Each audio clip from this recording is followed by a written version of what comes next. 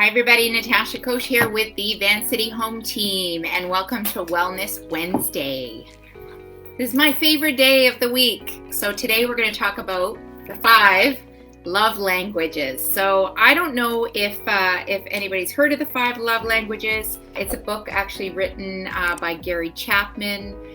They even have a 5 love languages apparently for realtors. I actually think that I bought that book, but I haven't read it yet. So I'm imagining that it's probably pretty close to the regular 5 love languages. So I don't know if anybody knows what the 5 languages really are. So I'm going to actually go through each of them and sort of a description of each, and then I'll share with you which one I am, unless of course you can guess. So they're basically the 5 love languages are 5 different ways of expressing and receiving love from others. So whether it's your partner, I think that it would work in any circumstance with people that you're close to, or even with people that you work with on maybe a different scale. But not everybody communicates love in the same way.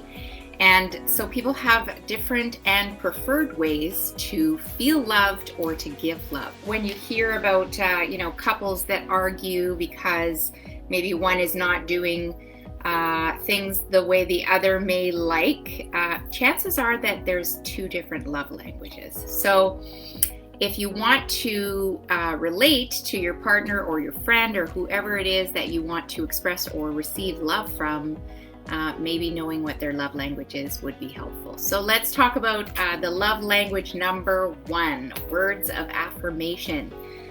One thing I should mention actually is that most people do like all of these love languages to a certain degree, but definitely one of them will resonate with people more than others. So words of affirmation. People with words of affirmation, they love this. They love to be valued verbally. They need acknowledgments, affection, I love yous, compliments, words of appreciation, encouragement, and they like lots of it. They frequently use digital communication, texting, all that kind of stuff. Words of affirmation. If this resonates with you, I'd love to hear actually what your love language is. Just post in there what you think your love language is. So words of affirmation. Number 2, quality time. So people with this love language, they love to feel adored. They want to spend time with their friends and family, hang out. They particularly love when active listening, eye contact, full presence are a priority. This love language is all about your undivided attention. So they don't like it very much if you drift off and you're not focused on them, because quality time is quality. That's the key word here, quality. And then of course the time that you spend. Number 3, acts of service. Sounds funny, but if your love language is acts of service, you value when people go out of your way to make your life easier. They do things for you. They bring you soup when you're sick. They make you coffee, clean your house. They do anything that makes your life easier, whether it's a small chore, big chore. If it is a productive chore and it makes your life easier, that is an acts of service type of love. And those people generally also give that. Number 4, gifts.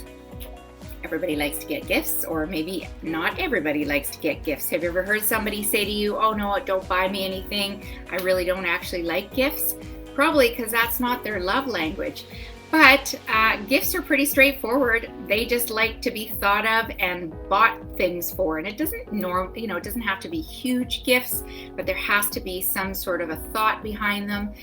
People want to be recognized, and so buying somebody a thoughtful gift will definitely feed into somebody that has gifts as their love language. And then number 5, which I think is probably anybody that has this as a love language right now must be feeling pretty starving for love if they're not in a relationship, especially. So be compassionate to these type of people, because these are the ones that want physical touch. And as you know, for the past year, it feels like forever, we haven't been able to have a lot of physical touch, especially if you're not in a relationship. It's not really the platform for dating right now, I'm sure, for those that are single and, with your friends and family and people that maybe you can't see all the time, you can't even give them a hug. So this is, holding hands, cuddling, sex, of course, any kind of intimacy, and this communication of physical touch is super important to people that this is their love language or how they express it. I do have part of this love language in myself because I'm a hugger, and a lot of times I'm with clients and I want to hug them and I can't, or even just shake their hand. So those are the 5 love languages. I'd love to hear which one you are. And I'd love to know whether or not you knew that my love language is acts of service. So I have been told that I love productivity. I love when people do things for me. It makes me feel loved and cared for, and that's because my love language is acts of service. So what's yours?